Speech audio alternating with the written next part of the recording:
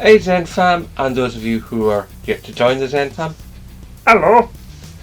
Looks like we have to have one of those little conversations about realistic expectations, because recently, especially today, Grand Theft Auto 6 rumours have been just running rampant. I mean, it's been a thing basically since GTA 5 came to, well, PS4. Ever since it left, the 7th gen and came to the 8th gen, and now it's, especially since we all heard about it coming to the 9th gen. It was even bad enough when it came to PC that it's like rumours were flying everywhere, and it's happened for every Grand Theft Auto. It's ridiculous. And every single time there's even a whiff, the merest scent in the air of a new Grand Theft Auto, the rumour mill goes into absolute, complete, and utter totals overdrive. It just goes nuts. And it's fun for a while, but a lot of it can just become, well, tiring. It's like, there's only so far you can get with guesswork. And then, of course, you'll have your people come and go, oh no, this is a verified source. And then they'll go, oh, and I'm a verified source because this verified source says I'm a verified source. Now, don't get me wrong. I know that, like, Jeff Grubb has come out and said that a lot of the stuff that's been said recently is true because she's Jeff Grubb and he gets a lot of information. And there's maybe some validity to that.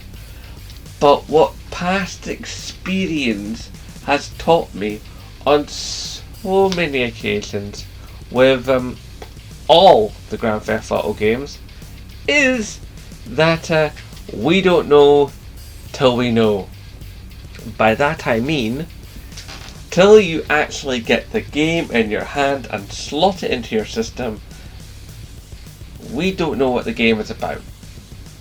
Now, even when it comes to the press releases, Rockstar has this way of putting out games and telling you as little about the game as possible, but somehow still managing to cause maximum hype. I mean, look at when Red Dead came out. They literally put out a red sky sunset. That was all. A red sky sunset. And they put a teeny weeny logo on it. And people lost their minds. It's like, we spent years and years wondering what it was going to be like when we got Grand Theft Auto 5. Like a creator I've followed for many years, Ollie43, he's basically started his channel just on mere rumour and speculation about Grand Theft Auto 5. Before there was even any footage, it was all like modified footage from like Grand Theft Auto 4 that he was using, and bits from other games and bits from games that didn't actually come out, and test footage and stuff that people had made claiming it was Grand Theft Auto 5, and none of it ever was. And it's just like, we don't know because we'll never get to know, because Rockstar has become increasingly more and more adept at keeping secrets. You can't get anything out of them, because if you could have, you would have by now. And their measures have only gotten better as they've gotten more experienced. It's just that simple. But the recent rumours are basically thus: that apparently it'll be modern day setting, i.e. nowish, which personally, if that is true, I like, because I like when Grand Theft Auto is contemporary. Now, don't get me wrong, San Andreas was wonderful and I loved it because I lived through and remember the 90s quite fondly.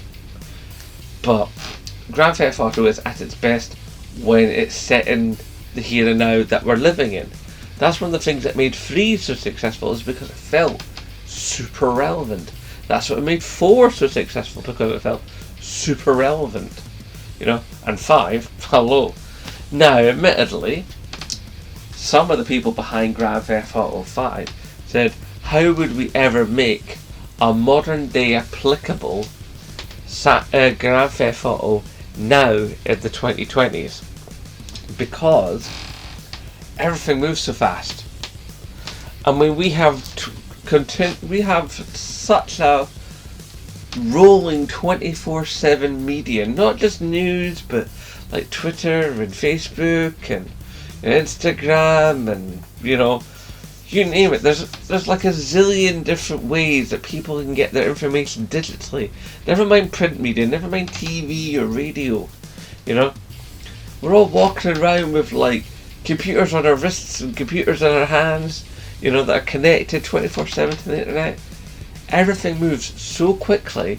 How could you ever possibly write a game that is going to be contemporary? Start writing it like 2-3 years ago for it to be ready for full production in another year or two. I mean, talk about your uphill task. Which is one of the reasons why they've said the map apparently will evolve over time. Which is probably what led to the earlier sort of speculation that apparently it was going to be a story told over different points of time, like a different decade, like it'll be a bit in the 70s, bit in the 90s, bit in the 80s, bit in the, and that sounded kind of cool, but also sounded like it would be terrible, because how would that change the online mode? You wouldn't be able to go back and do things. There's always been time-locked events in Grand Theft Auto. Even if you go right back to 3, when you can't leave the first island because the bridge is out, and then of course you find how to get that car and jump the space and all the rest of it. I digress. But it's just like there's just these continuous rumour after rumour, ludicrous idea after ludicrous idea. And some of it sounds really inviting, I mean, there's some people say, oh, there'll be a female protagonist. Some people are like, they'll go back to a single protagonist. They'll keep it as 3 protagonists that you swap between. It's like, you can have all the dreams, all the imagination, all the fantasies, all the conspiracies you want. But the actual fact of the matter is, until they actually bring out a trailer that shows you what's in the game, that is when you'll know, and not before, because Rockstar are too good at this. Now, I know there's a lot of people out there who are bringing out videos and screenshots all over it, Twitter and Facebook and all this, and go, oh look, This is key art from Grand Theft Auto 6. And it's not coming for a while. And I'll tell you why it's not coming for a while. Because even though Rockstar themselves have said, like, we want to, focus on the whole idea of crunch. They don't want to be, treating our staff badly. Because let's face it, they did crunch 5. And the staff paid a price for it. But in saying that, when you look at the achievement of Grand Theft Auto 5 when it came out, it was something else. I mean, it is honestly the highest grossing media product to ever have existed. Or none. I mean, Avengers, forget it. Avatar, please. Star Wars, Grand Theft Auto 5. Right? Just from sheer sales alone, blows everything out of the water. And then you take the online mode. I mean, with those shark cards, with the pay-to-win mentality that so many people have, and kids willing to take mummy and daddy's wallet and basically buy an orbital cannon, come on. It's one of the reasons I don't play Grand Theft anymore. It's because it just became impossible to play, because the map was filled with griefers, filled with kids who were just like wanting to blow you up. Like all I wanted to do was go from one side of the map to the other to upgrade one of my vehicles. That's all I wanted to do, was just like tool about, update my vehicles, maybe play a couple of missions, just chill, and you just couldn't do it. It just would not be a possibility, because there were too many people going through the sky on motorbikes that could fly with attached weaponry. And I'm like, Grand Theft Auto seems to have very much lost its way. I mean, the idea of like flying motorcycles with guns is cool, don't get me wrong. I mean, I'd buy one if I could afford it. But it's just like, it seems to detract from the gritty realism of Grand Theft Auto. Now, yes, it's kind of removed from realism, but it's also kind of grounded within it. You know, because people die at the games. Situations I come across. You know, there are consequences for actions. And I think the real things to talk about as we get closer and closer to an actual real Grand Theft Auto 6 is not how pretty it looks or the setting it'll have. It'll be how the world itself reacts to your presence in it. Now, whether or not you have a female protagonist or a male protagonist, or a group of protagonists, or you stick yourself in it, like you would the online mode, but it's all been cleverly done, so a bit like Fallout, so you give your character your name and it's able to auto-generate your name to be spoken by all the characters you come into contact with. You know, however they decide to do it, it'll be very clever. But what I'm looking to see is things like how the world reacts. You know, when you if you smash a wall or a building, it doesn't just like auto repair if you go around the city a couple of times and come back to that area and everything's like it's untouched. You know, a little bit of damage, and then when you come back, the damage is less. And then when you come back again, the damage is slightly less, and then by the time you come back in a third or fourth time, maybe on a couple of days later playing, then it's fixed. You know, not just bing, just like gently fixed over time. Real reactions with people on with the pedestrians. Real reactions with the police forces, you know, and the army forces and all the rest of it. Much more grounded sort of crash physics, you know, weather patterns and wildlife. You know,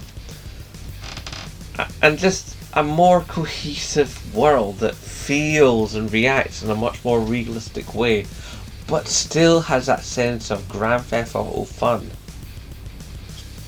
And obviously a greater level of realism in how, you know, the world and its inhabitants look.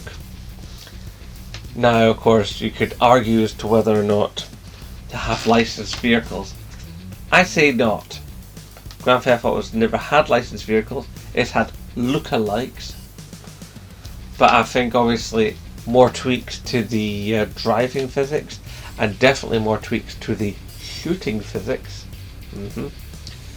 But I think one of the biggest things they could fix would also be just the general movement, you know, of the character that you control.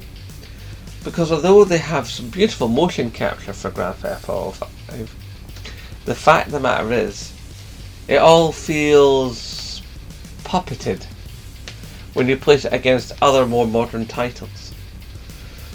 It's like change the walk for the surfaces, change the gait for like injury and stuff. I mean, they do a bit of that already, but I mean really change it up.